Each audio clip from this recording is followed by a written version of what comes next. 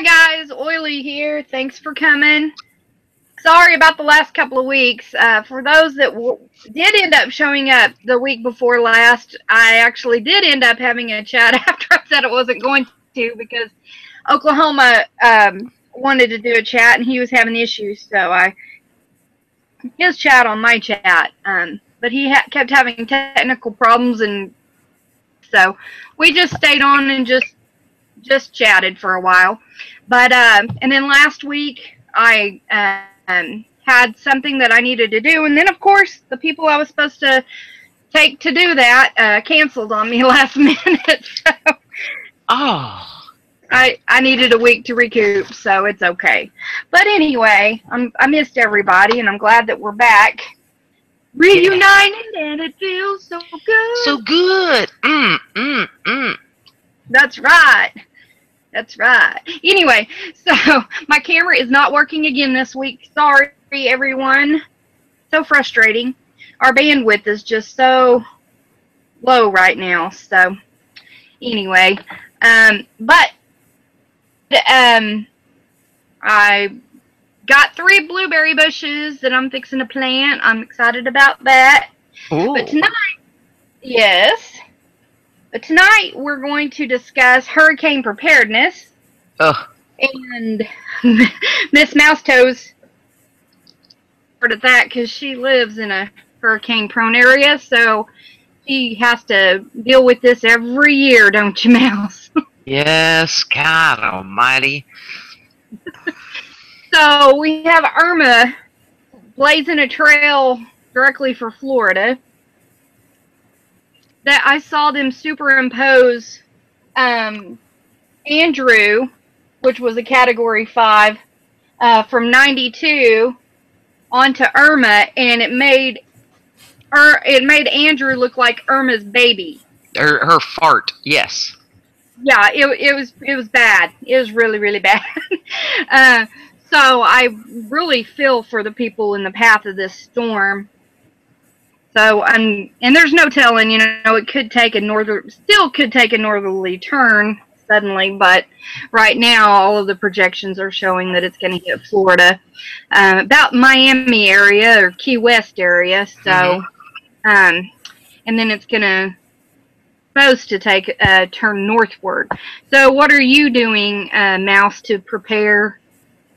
Well, I've taken half a Valium twice today. That was a start. Okay, and Valium, by the way, people, is your friend. Okay, it beats alcohol. It beats the wacky tobacco. Just take you a half a Valium, go downstairs. My house is 12 feet up in the air. I'm not on a velocity zone. So I'm on a tidal creek, which just means slowly the water comes up. Look, just for the record, Valium was invented as a horse tranquilizer. So, well, okay, you're making my point for me because this old broad is amped, okay, like a stallion. Okay, so I spent the day getting everything under our house into our storage room down there. We did have 4 inches of water under our house during Matthew, but it didn't go in our storage room. But all we don't care anyway. All we're doing with a storage room down there, where my husband's got his tools and pegboard, is just to keep the stuff from going airborne and smashing around on your cars and we've got slats on our sides and that sort of thing. And then taking the patio furniture from my upper deck, anything that can fly, basically, crab traps off my dock. I am so tired. And I was so dirty, I've taken 2 showers today because you get funkadelic every time.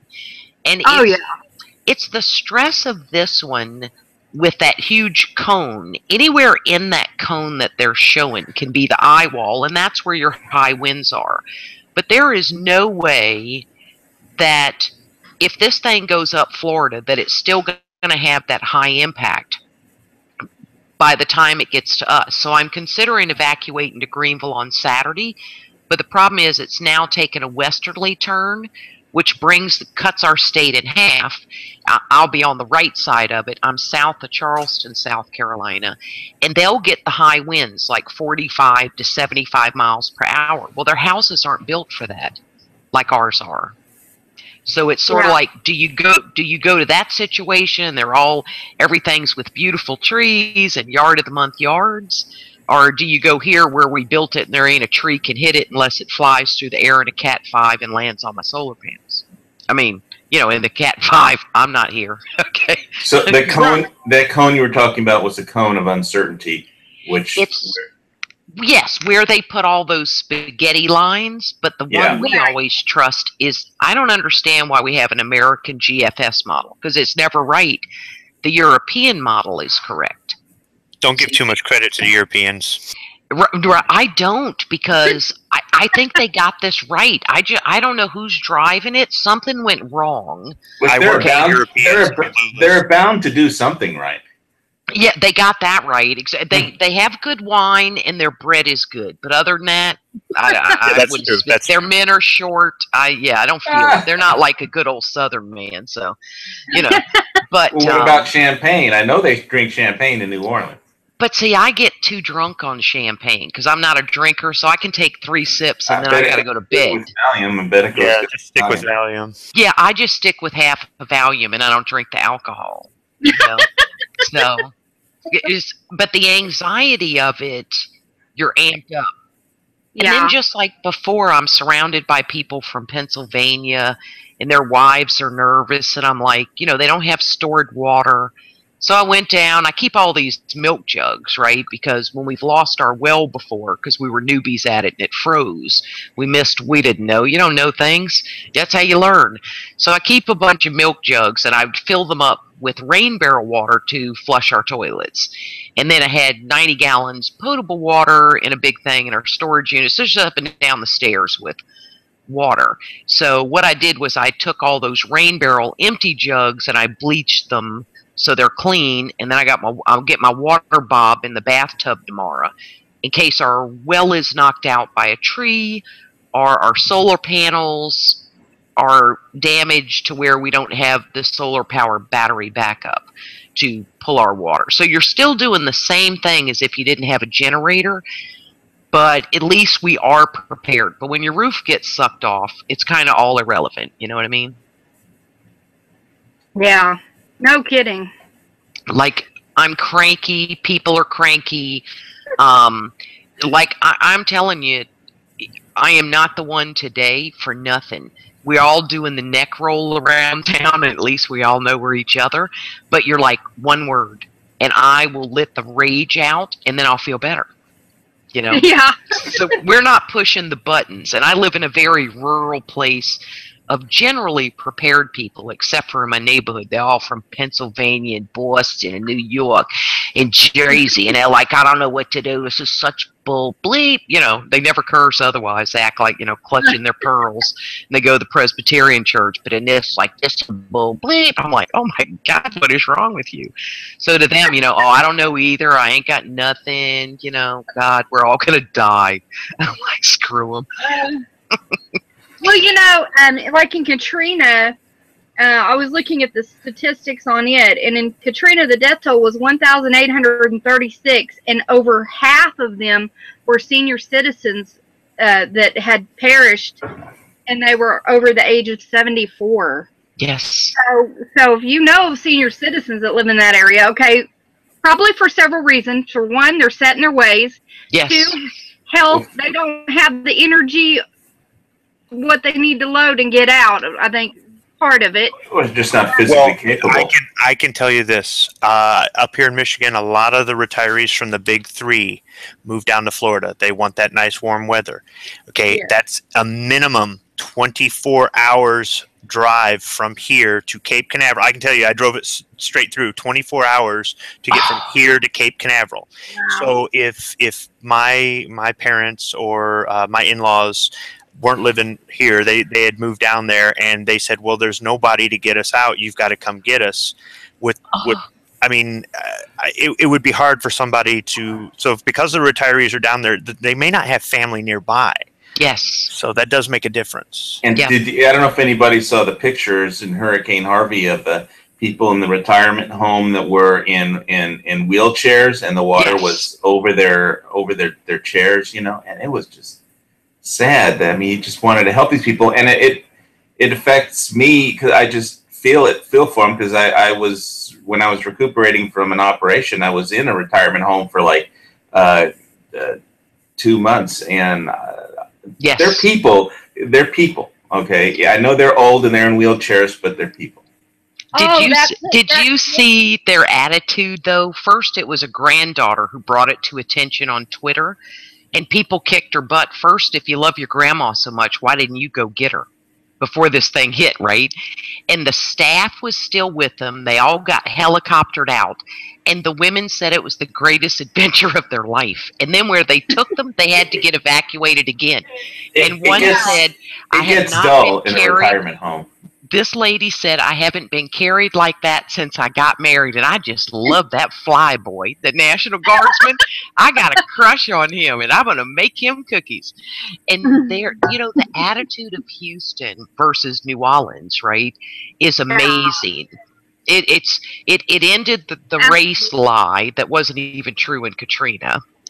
And it's the most beautiful thing to have ever seen. The Waco Navy there, the Cajun Navy there, and it's just like you, Squib, going to get all that way to get them. And the average age here is 72. But at least, you know, in this case, people go, "Oh, I can't afford nothing." Listen, do you know how fast I could pay a man? And there's several great carpenters here. I will put your panels up. I will cut your and not rip you off, because we're a very small place. Is the access is there, and the younger people here will say, it was me and Kevin leaving, and we had a car. I would be willing to drive their car, you know, to get evacuation, and then another family member to meet you somewhere in Columbia. And that's the beautiful thing. I like that. I don't like the governor of Florida, the way we were talking about this in off chat. He's so monotone. But he said, if you can't afford gas for your car, this is the number you call. If you don't have transportation for evac, we are going to send the buses to you. Unlike in Katrina, where they just, you know, floated away. And this area has that ability to do that. And they offer it. Yeah. But you're exactly right. When someone's 82 or 85, you can't get them out of their house. And you can't explain your house is now 44 years old. I know you wrote out Hugo. But every year and every storm, it's more compromised. So they do die, sadly, and they don't understand. Remember how you can't get medicine early? So they run out of their digitalis, their heart medicine, other things. And in the interim, with no power and no well, they don't have the ability like I do to run up and down, you know, with jugs. They might have an elevator, but with no power, it ain't working. So it's very hard. They're probably not going to have a generator, or if they do, hopefully it's not a pull start. They're not going to pull start it. I mean, there's just so many variables, so many different things. So yeah, if somebody's far away, unless you've got a bunch of advance notice, but even then, let's say you did drive 24 hours straight to get down there, and then you're fighting them to get them out of the house. That's got to be an awful thing. I mean, assuming you're able to even get to them through the traffic. What if the sheriff or the National Guard turn you around and go, "Sorry, everything's one way. You can't drive this way." In Florida, that's how it is. I say if you pass this certain line, you're not getting back. So make sure you've got what you need and who you need before you pass that, because once you pass that out of that mandatory evacuation area, you cannot go back in. It's like airport security, isn't it? If you go past this, you're not coming back. Exactly. And just what Squib, you brought up a good point. And that's what happened in Katrina to a lot of people, is I couldn't leave. My mom wouldn't leave. Same thing in Sandy. My parents wouldn't leave, and my sister and her kids wouldn't leave. So I had to stay. And if you get all the way down there and they won't leave, you end up staying. Right? So you've just added yourself to the mix. And people say, "I'm going to stay here and save my house." You can't hold your roof down. But yeah, that is. And you know, let me give you a little snap for like being the best son on the planet. You know, so that's a testament to you. Must have had some good parents because you were like going to get them. No, I didn't. No, my family's up here with me. I don't have any. But if they were, exactly. The thing is, boy, my dad's pretty ornery. I don't know that I could get an almost 70-year-old Marine out of the house. There's just, I don't know. Right. He'd be like, boy, scary. I don't know what you wasted your time driving all the way down here for, because I ain't going nowhere and you ain't stopping me. And I tell you what, he's still intimidating. I don't know. Yes, it's very, very tough.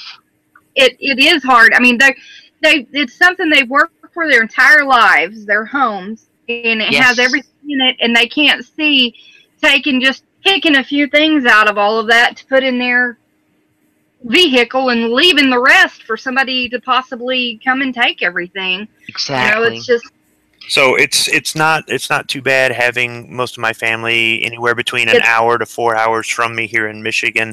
I've only got one family member out of state, but for the people who have family members down there, I mean, I really think you're bringing up a great point. Is even if you're able to get there, and even if you're able to get through all the barricaded areas where they're not allowing you through, you may not be able to get them out. Yes. And people don't want to give up their possessions. They don't want to give up their memories. I mean, I was talking with somebody at work today, and they're like, well, what about all their pictures? Well, why didn't they scan them and put them on a portable hard drive that they can put in their pocket and carry out? Because most people don't. Exactly. Most people don't. And that's the thing for me, is because I grew up in New Orleans and had Hurricane Betsy and Camille and been there, done that. Little trinkets we've gotten from traveling around the world, they're meaningless to me. All I want is jewelry, coins, because jewelry is gold, right, for that. Coins, I'd hate to leave some of the great artwork, but it's staying here right on the wall. And it's just, because it does not matter. It's just junk, and it's stuff we don't need. So I won't have a souvenir from Antigua or Spain. And I don't care about just what you were saying. It's, if you have all these scrapbooks, give them to your kid. You'll find out they don't really want them. You know what I mean? That's the saddest part, too. I lost all the pictures of my children. Well, they're 40. Give them to them, for crying out loud, right? Because nobody even prints pictures out anymore. But it is, I just don't understand. Like, my refrigerator ain't that important to me. So if somebody broke in my house, the safes would be open, showing them there's nothing in it, because it's going to be with me, right?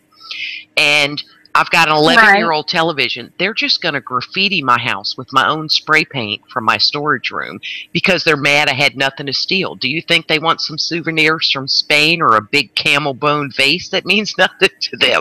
So they're going to be mad. They're going to be really mad. They're not going to understand my artwork and go, oh, that's a good one. No kidding. But it is amazing. People are attached to their possessions. I can only say that when I had my place burned down in Malibu when I was in work, and the Red Cross gave me a voucher for the first and last month rent on a new apartment on the beach. But it was really easy to move because everything that I owned had burned down. I just borrowed a blanket. I bought a candle at the store. I borrowed a blanket from the person next door, and I was moved in. Did you miss your possessions though, or did really? The only thing I really missed was the silver Bible my grandmother gave me. That's it. That's sentimental. Yeah. Other than that, I really didn't need anything that I had. I mean, it was nice. I really liked I had a really nice silk covered quilt. With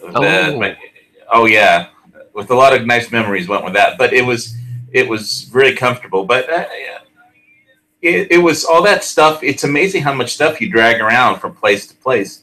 Because I moved around a lot when I was in Malibu. I was like down and out in Malibu, moved from place to place, and then my place burned down.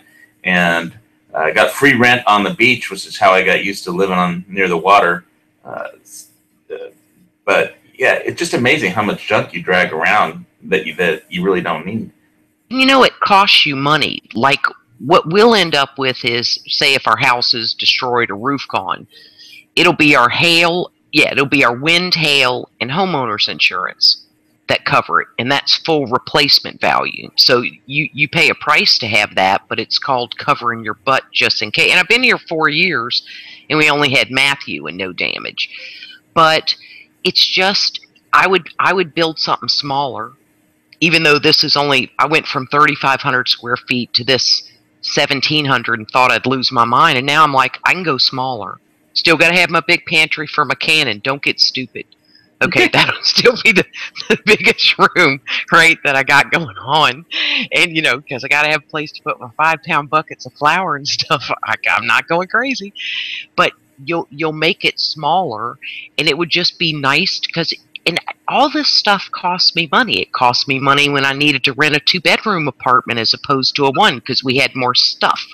And we wanted company to come and have a guest room. Hello, go to the Hampton Inn now. So, but you kind of learn as you get it right. We used to have 2 guest rooms and an office and a master bedroom. It's like, we don't need all this room. So, yeah, and just like you know what it's like to lose those things. You still remember the quilt, but you don't have to physically have it. Yeah, I'm sure it makes him sad, but you know, it's the memories is the main thing.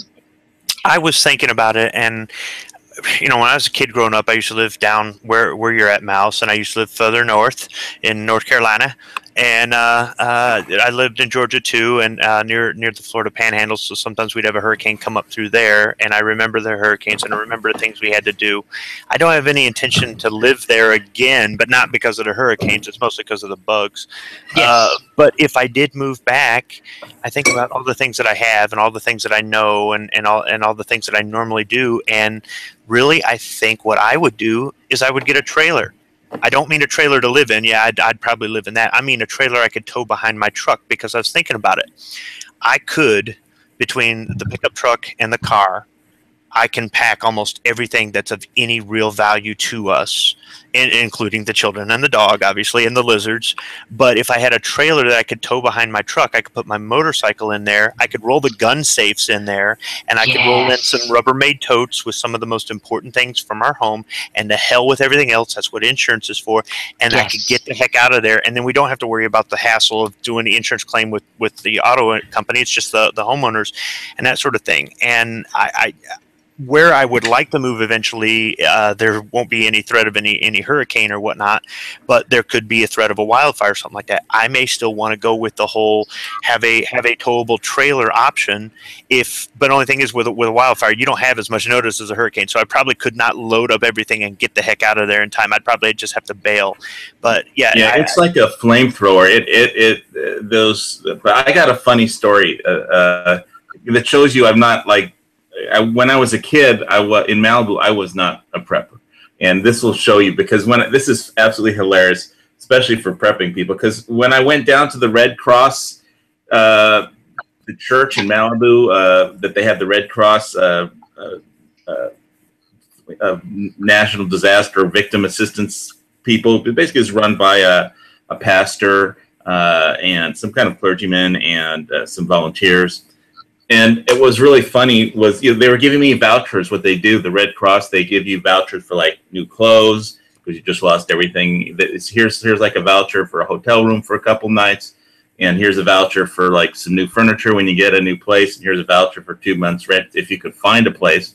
But the funny part was, so I said, like, well, they asked me if I had if I had lost what items I needed that I had lost. Well, they're writing all these vouchers. So you need a voucher for anything else? It's like, well, do you have a voucher for a microwave? It's like, no, we aren't going to give you a voucher for a microwave. So I asked them. So basically I said, well, why not? I mean, how am I supposed to live without a microwave? And then the clergy guy looked at me like I was crazy. That's the thing you need, though, man. Well, you don't need, like, how do I do anything without a microwave? I was literally like, how am I supposed to live without a microwave? At least I didn't ask him for a voucher for my Nintendo machine that got burned.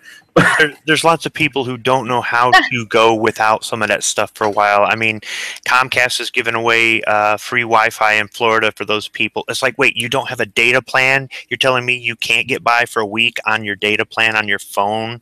Yep. You know, I mean, I didn't know how to start a fire or what a fire starter was, or I knew how to use matches, but I mean, I didn't know how to cook without a microwave. So it was like, What I mean is just being able to go without some of these luxuries for a while until you get yourself on your feet and get your insurance claim and get, wherever you're going to be going to, or put up in whatever hotel they put you up in until they rebuild your house or whatever it is. Some people do not know how to function without. I mean, they wouldn't know which way is away from the beach without the GPS. All I remember is saying, how am I supposed to live without a microwave? And the look on this guy's face looking at me like I was crazy. But also, if you're a single guy, it's how do I warm up, the takeout I got the night before. But yeah, it's exactly what you're saying, being able to do without it. I don't know I don't use GPS. I don't have a smartphone. Okay, I have a little Pantech Swift, right? I just like to text message, and it's a telephone. I'm going to end up in December having to get a smartphone, but you know what I mean? That just is what it is. But I still know how to read a dang map. Right. There are people who, when their GPS goes out, they have to call me from Charleston and go, I don't know how to get there. I'm like, you've been here 6 times. I know, but my GPS is out.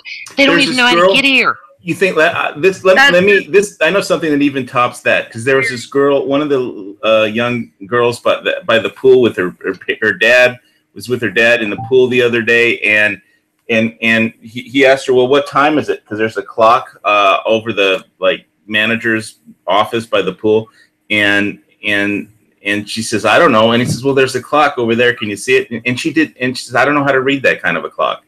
It's not digital. Yeah, it was like an hour hand. I was like, really? An hour hand and a minute hand? Do you know how to do that? It's like even basic stuff. You're in Florida, you're getting on the expressway. You're trying to get out of Florida. Which way do you go? You go north or you go west?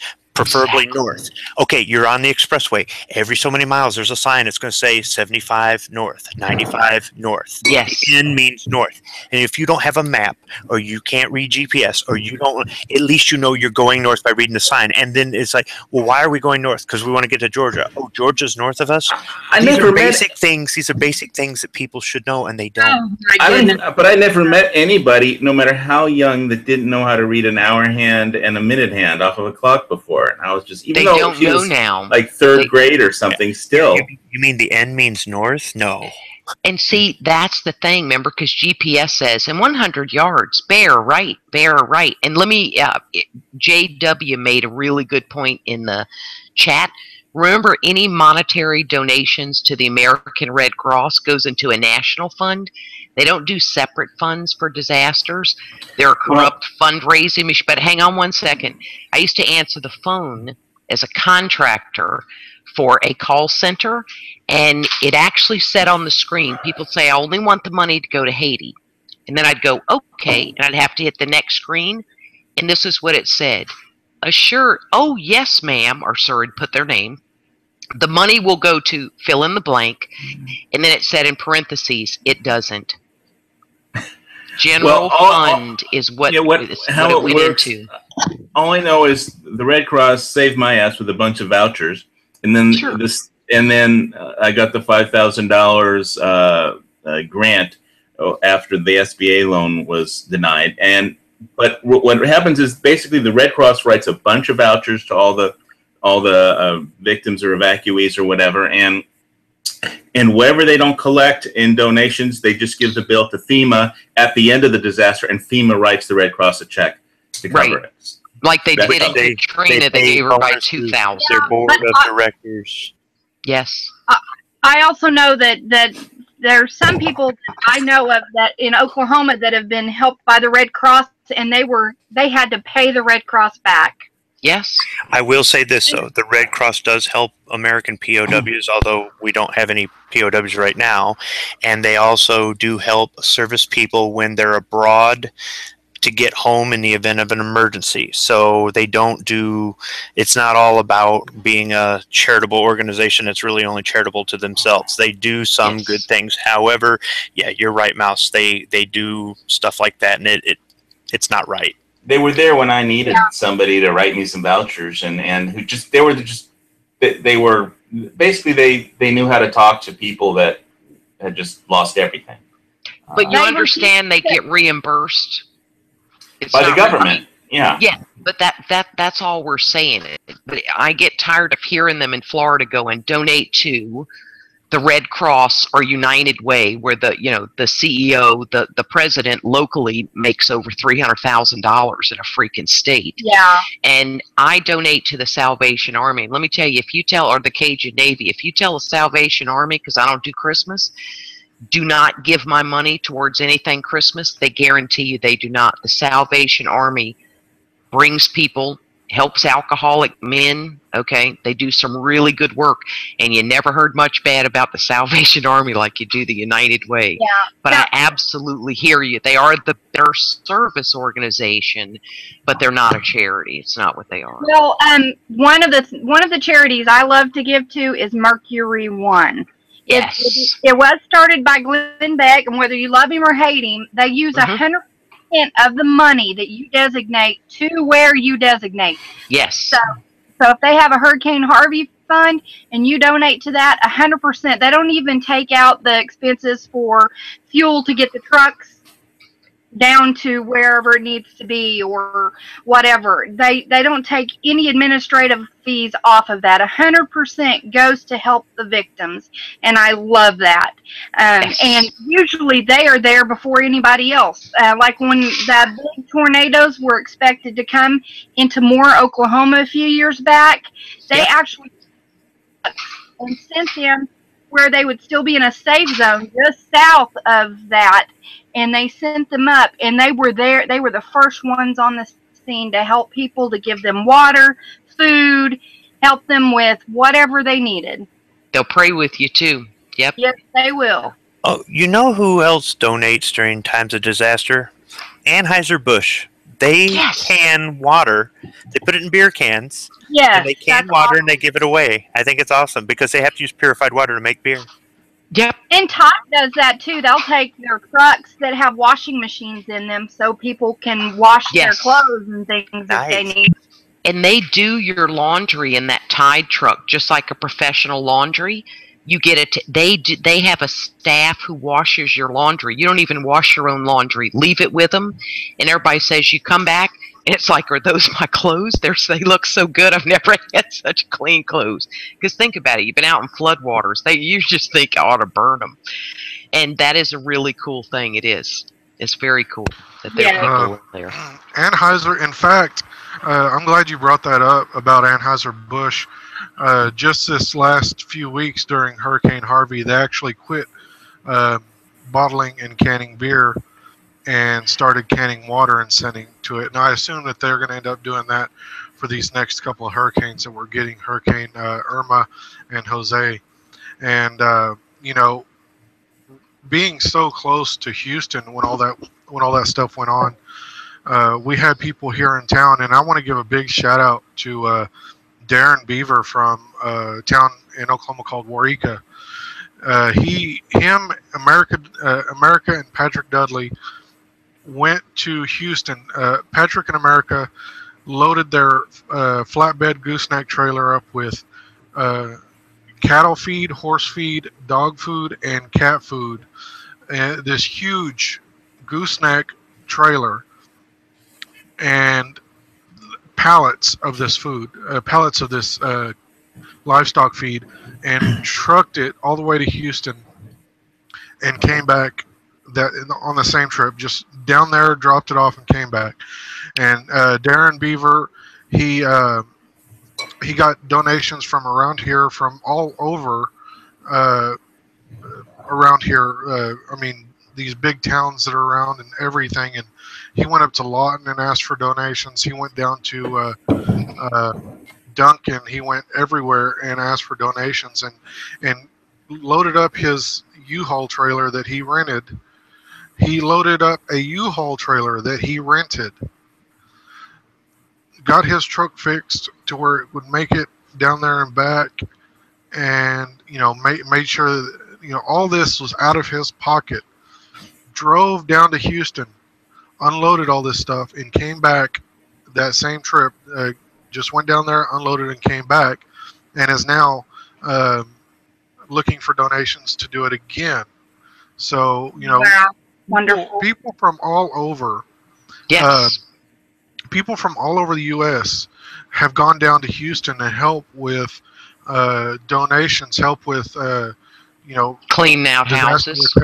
recovery, help with rescue, and all those people that took boats out there, that took their jet skis, that took their crazy Mud swamp truck, vehicles. Yes, mud trucks. Yeah, mud trucks, and that swamp was just buggies. Yes. absolutely amazing, and don't expect it to not happen once Irma makes landfall. It's going to happen again. We are all going to band together again and do it. Of course. So, And that's what it's really like. It's not this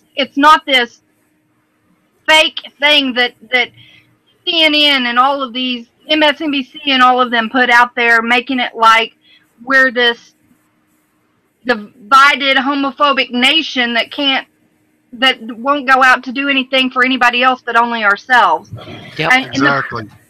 It's, if you notice, it's usually the places that are more conservative where the people go out to help are more likely to go out to help, just like they're more likely to donate to charities and things like that. So, Yes. Well, the people in Houston were not just laying back and letting everything come in. They were working there. There was a member of Gun Channels who's down in Houston, and for 4 days he rode around in the back of military trucks with other volunteers, pulling people out of houses. And here's the kicker.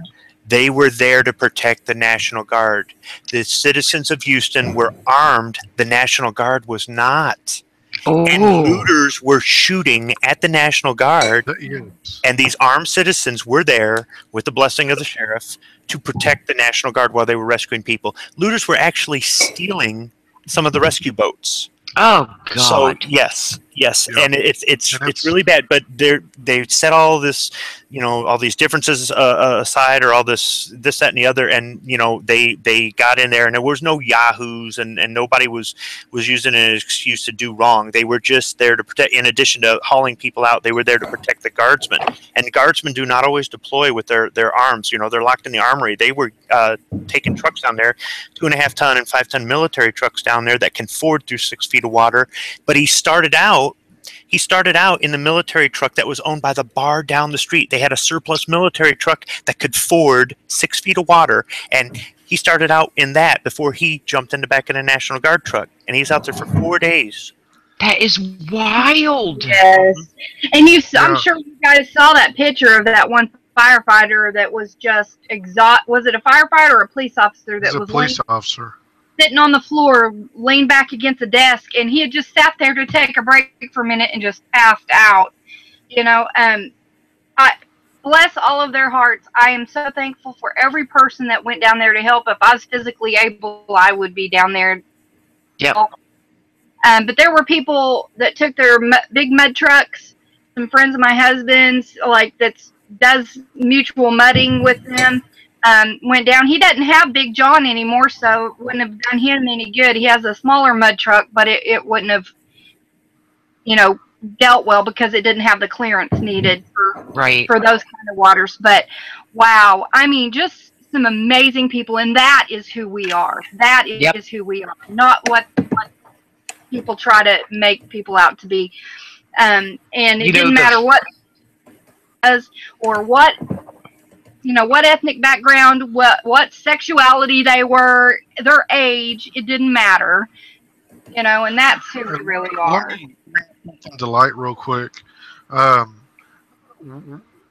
only are we dealing with hurricanes down here in the south and southwest, but the southeast, I'm sorry, but look at what the northwest is dealing with. They've got wildfires every. Oh yeah.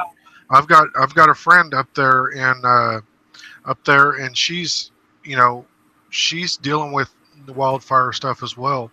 Let's see, Wrangler Star. He is a wildland firefighter, and he's also a structural firefighter, and he's out there fighting fire right now. So it's not just us dealing with hurricanes down here, like down in Houston or down in Florida. But it's up there in the Northwest as well, dealing with wildfires and over in California as well.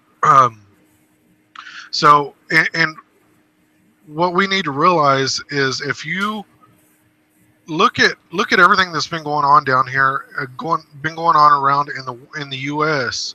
with these natural disasters, And does anybody remember North Korea is trying to kill us? Does anybody remember ISIS is trying to kill us? You know, all this stuff just fades out, and everybody comes together at the end of the day.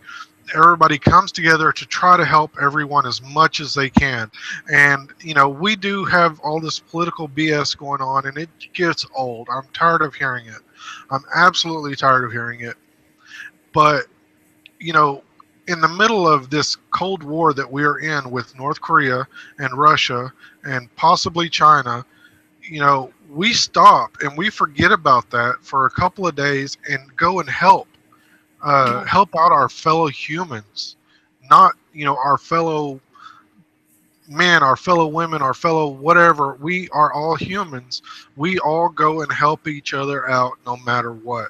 So, and that being said, the only thing that was negative, that was bashing our country or anything like that, that I found during this last week, or these last coming on 2 weeks, I guess, was one Facebook post, and it just I cracked up because this woman, I don't even know how old she was. I just know as a female posted on there that you know, first they got Houston, now they're getting Florida. Come on, you know, basically telling everyone that the government has created these hurricanes to hit these towns that are very diverse, very culturally diverse, and economically stable. And the government is creating hurricanes and sending them out there to destroy these cities and these areas because, you know, they cannot get over the fact that that, you know, we are banding together as a country to go out and help everyone that's dealing with all of these issues that we're dealing with now. So, you know, people are still going to try to find, they're going to dig deep to find all of these negativities that they can try to put on Facebook, put on social media, put on YouTube and whatever, to try to destroy everything that we are out there doing to try to help out. So I'm waiting for Hillary Clinton to blame the hurricane for losing the election. Yes. And the Russians created it. Yeah. But really the thing is that it feels good to help somebody else for no reason. It feels amazing. It really does. That's why I wear this shirt. That's why I wear this shirt and I do this job, because it is I don't know how to explain it. It was explained to me this way once, so I can only assume that this is how it goes. This is better than any high from being out there on a fire and fighting fire and helping people. Is like, it is like nothing, like no drug, nothing could ever compare to the adrenaline rush, and the feeling of being out there and helping these people when their entire lives have been turned upside down. So, that's part of what God created us to do, is to go and to help people and to be there for each other. And that's an innate part of who we are. And so, you know, when we do that, you know, it's natural. It's part of what His reward system for us to go out and do the right thing and help people. Hey, listen, guys, we need to go through a few things first on the hurricane preparedness, real fast. Let's go. First of all, if you can get out, people. When you're dealing with a storm that huge, you need to prep your home. You need to get a few valuables that you can pack in your vehicle, and you need to go. Yes. Don't stay there trying to defend a home. You can't, like Mouse said, you can't stand there and hold down the roof on your house. If it's going to come off, it's going to come off. There's not anything you can do about it. You can pray, but you can do that from a safe distance. You can pray and ask God to help spare it, but you need to be away from there. Yeah, this is like a storm of biblical proportions as far as how big it is. This is not something you just sit and ride out, people. Come on, please. That's why God gave you brains. You know, if you can physically get away from there, you need to. If you can't, call somebody and see if they can help you get out. Yes. You need to get out. It's too late. I love you, and I want each and every one of you to be safe. Secondly, you know, you need to, before the next one comes through, you need to be having this already prepared out. What you're going to do, who you're going to call, communication plans for if they can't get a hold of you, maybe there's somebody on each side of your family that you can call and everybody can check in, kind of like a command center, something like that. You can get a hold of people on social media or something just to let them know. On Facebook, I know if you have Facebook, you can go in there and check in and mark yourself safe. Things like that. So do that. Oily, real quick, I wanted to point out, and I'll let you, I'm just going to say this real quick. Within a couple of hours after landfall of Hurricane Harvey, there was over 50,000 911 calls to the 911 center in Houston. That is over 4 hours of wait time. So remember, not everyone can get out there and help you just as soon as you call 911. Okay, so what people have done is they posted status updates on Facebook saying, "This is my address. This is my neighborhood. This is my community. We are stuck in the house. Please come help." So don't underestimate the power of using Facebook as a 911, because somebody's going to see that. Your friends, your family, your neighbors, someone is going to see that. Or even just Twitter. So much. Even just Twitter. Well, anything. What frustrated me so much is there were people that had the ability to get out before this came, and they did not. They thought they were going to ride it out, and then what happened is they put the rescuers' lives in danger, calling and saying, "I have children in here. I have an elderly person in here." Mm-hmm. Now, some people, yes, they can't get out, but to me, it's irresponsible if you can leave and you don't, and then you call for help, asking somebody to risk their life to come back and help you because you can and leave. Oily, some of that falls on the mayor of Houston and the city council. They didn't have an updated evacuation plan, and even later when he was caught and criticized and people were giving him a hard time over it, he says, "How am I supposed to evacuate 6.5 million people?" Well, you know, that's your job. I think what the problem was, it's not going to happen again. Well, that's why they're trying to right the ship by they're having these evacuation orders early. If everybody evacuated all at once, the roads would be clogged and they couldn't get anywhere. There are ways to do things in an orderly, proficient manner with the Sheriff's Department and the National Guard. They have had barrier islands there for as long as people have been there, and they have ways to get them off the islands. You're telling me they can't find a way to get them even further inland? They can. Hey, Mountain Man, but there has to be personal responsibility here, too. Yes, and that is true as well, Oily. Another thing, too, is the Weather Channel was reporting that some of these 911 phone calls they were making were not emergencies, and they were keeping the people who had legitimate emergencies from getting through to the call centers. Yes. So that's something. If your microwave doesn't work, Hawaii, don't call 911. Well, I never called 911. We had that happen in the Aquapocalypse in October 2015. We knew the 27 inches of rain was coming to the whole state. We live in the low country. And the first night at 1 in the morning, a lady calls because her baby ain't got no formula or diapers. And it is like, seriously? Natural selection. Natural selection. But it's so sad when that kind of thing happens.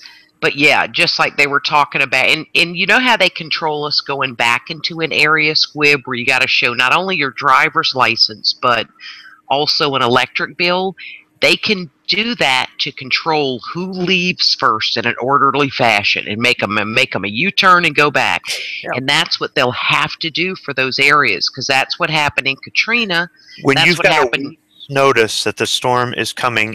You think that it might be a good idea to evacuate, you start at the coast and you work your way inland. Yes. You call in the National Guard and you get it done. You just do it. Absolutely. Hi, Iridium. Thanks for joining us. Yeah, you're late today. Sorry. I think that's why Florida, South Go Carolina, ahead. and Georgia are going to these lengths right now, and they're pleading with people on TV, and they're trying to do things early. Is they're trying to right the ship. They're saying, okay, we're going to learn from these mistakes, and that's good. Okay, we need to learn from our mistakes, but yeah, don't call 911 because you ain't got no formula. Yes, Yeah, it just and, gets old. this is where prepping comes in. Instead of rushing last minute to go get supplies that you need on hand. Why do people do that? And then also, if you are evacuating, Mouse will know this. She has food, water, everything she needs. If she gets stuck somewhere in her vehicle, she has a way to go to the restroom. She has a way to eat. She has a way to drink. She doesn't have to leave her vehicle and leave herself prone for somebody to attack her or steal her vehicle with all her valuables or whatever. These are things that this is why I encourage you to prepare. Don't wait until the last minute whenever you can't get gas, whenever you can't get water, or they're hiking up the price on you, which is illegal as heck, or, whatever. You need to start taking personal responsibility for those things. Yes. And it doesn't take much a month to get that done. If you go to the store, you pick up an extra few cans of whatever, or extra bottles of water, or a way to store water, things like that. Don't depend on other people, including the government. You need to depend on God and yourself. Here's what you're saying is so important, because say that you stay in your home. In something like this, you still need to have your important papers in a little tote, right? Ziplocked, waterproof. You need to have all your flashlights, your headlights in that. Not count on knowing, I keep a flashlight in every room and extra batteries in every end table. Because when your roof gets peeled back, you ain't going to be able to get to those. You still need to have that tub. Just like Houston knew they had an enormous rain coming. Now, you can't go get in a rescue boat with a bunch of things. But I heard people say when they said we've got to get out and the water was rising up from the street, I didn't know what to grab. Do I get kids' clothes? Seriously? You're a parent. And here's something I want to ask about in Houston. How many men and women, how many couples, say you're a man, woman, and 3 kids, and the man says, we're not leaving. And she says, but I want to leave. We're not going. And when that water's rising and he's getting his wife and his kids in that boat, do you know what he's going to feel like for years to come, and what she's going to feel like for not overstepping that and going, listen, if you want to stay, you can, but I'm getting our children to safety. Well, think about that family that lost, the whole family, the children and in a van. In that van. Yeah, I mean, one person escaped that van. That is it. He's got to live with that. But the post-traumatic stress of this will be epic, because it's like Squib was saying, what if you go down to get your parent and they refuse to leave? So now you stay. And it just makes a quagmire of conflict, and that you never get over it. It's one of those woulda, coulda, shoulda. And even if you're broke, we were broke in New Orleans, and we ended up going north somewhere. My dad had to stay because he worked at the Port of New Orleans, and we went to a KOA campground. Now, I realize you can't do that if you're in a windy place or whatever, but we got on a darn Greyhound bus. Right? So it is possible to get away. And if nothing else, you drive your car to a rest area out of a hurricane zone. You don't have to go get a hotel. And we were talking about, companies, what Comcast does. Look what Walmart has always done. They're robbing the Katrina. They're like, let them go get the water and the orange juice.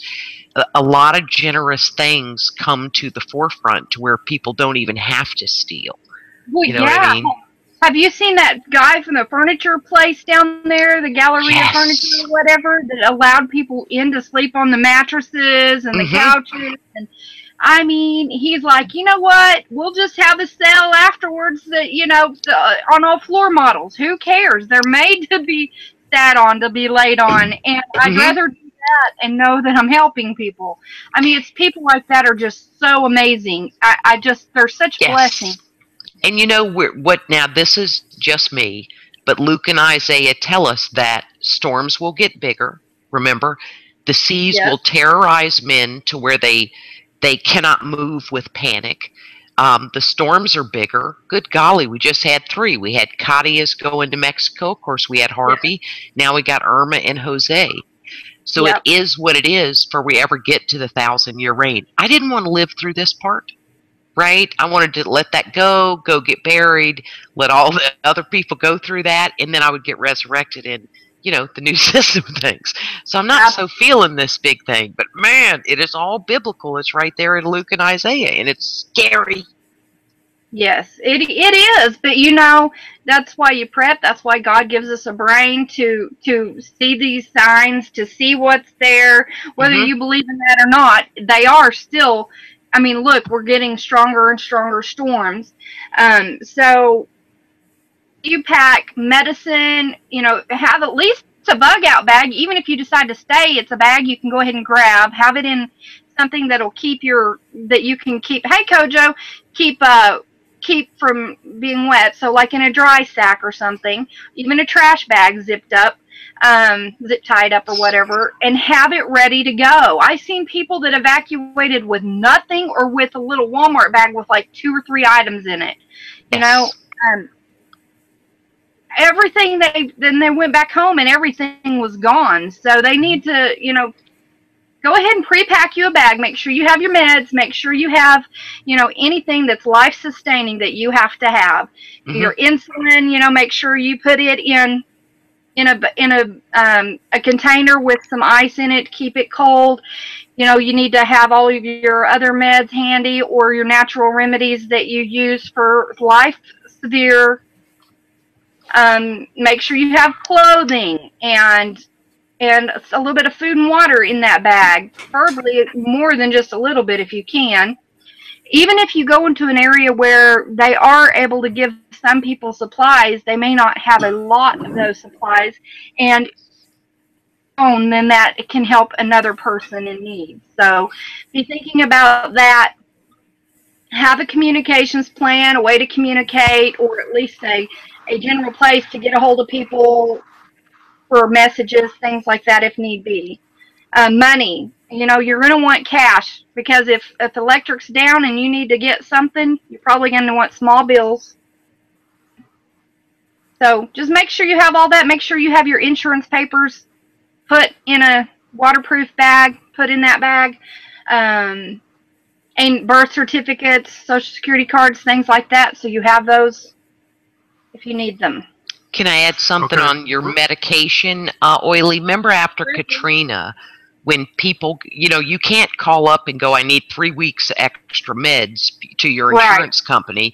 You can't get it. You can't get a prescription from your doctor either. So after Katrina, what they learned is, even now, say that everybody goes to a national chain, Eckerd's, CVS. When it is a true now, since Katrina, they will make the medicine available, but you got to have your bottle. So you got to have the bottle that then they can call up your insurance company or the doctor and say, here she is in Greenville, South Carolina. She's only got 1 heart medication left, and they can be forced now to provide it for you, to give the prescription and the insurance company to pay for it. Well, also, insurance companies also have a special, you're allowed to, like, once a year or twice a year, tell them you're going traveling, and they'll give you, like, an extra months of meds. Because usually they only give you 30 days at a time. But if you tell them I'm traveling to see the folks over in another state, then they'll give you an extra 30 days. But they only do that, like, once a year. So if you don't use it until you actually need it, then you can do that. That's the vacation relief medicine, but all companies don't do it. My husband's company does it, the company that he has it through, but most of our friends don't. But just go and be honest when you get to that new city, because since Katrina, where people couldn't get high blood pressure medication, thyroid anti-organ rejection medication, the basics that keep people alive, the county will help you. The pharmacist knows who to call when that insurance company says we will not allow you to fill that prescription. So if I go from here to North Carolina, there's now a process in place that gets people what they need. Even if it were a prescription for Valium squib, they would I was wondering when you were going to mention it. I saw that, yeah. Did somebody get this lady a Valium? I only need it before in the preparation for things, because there's so much to do that you can't overlook. Because I live in my house with my preps is the difference. I just don't want I also don't want my kayaks flying down, you know, the road 3 lots over and taking out a neighbor's unboarded up window. So I'm a little bit. So I wanted to ask Mouse, how much plywood do you have? I mean, I know I'm guessing that you had enough plywood to board up everything you need boarded up, but we a lot of people have the panels are cut. When you build a house now in a coastal zone, you get a discount when the company that builds it already cuts the panels and they're marked master bedroom. And we don't do where you're screwing them into your vinyl. My husband made this hanging system. Yeah, you told me about that once. Yeah, so that's pretty cool. And then you build up higher than the 10.6 feet, and you get a further deduction on your flood insurance. So I mean, just go a little bit more. It's money well spent. You know what I mean? And we thought carefully, where would we retire? Because we're south of Charleston, gets hit the least. That's Valium. You can't make a vocabulary word. And I want to talk like I'm from Jersey. I want you to say hidden pneumesticus while you're on Valium. Dang it. I was trying to read it, but it's so long. I was trying to practice. He wrote it out phonetically, but I couldn't manage. You didn't have to go to Home Depot and wait in a line for plywood. Who the hell? Okay, this is what I don't understand. When people live in an elevated house, who the hell does that? It's reusable, people. And it's cut to fit your window.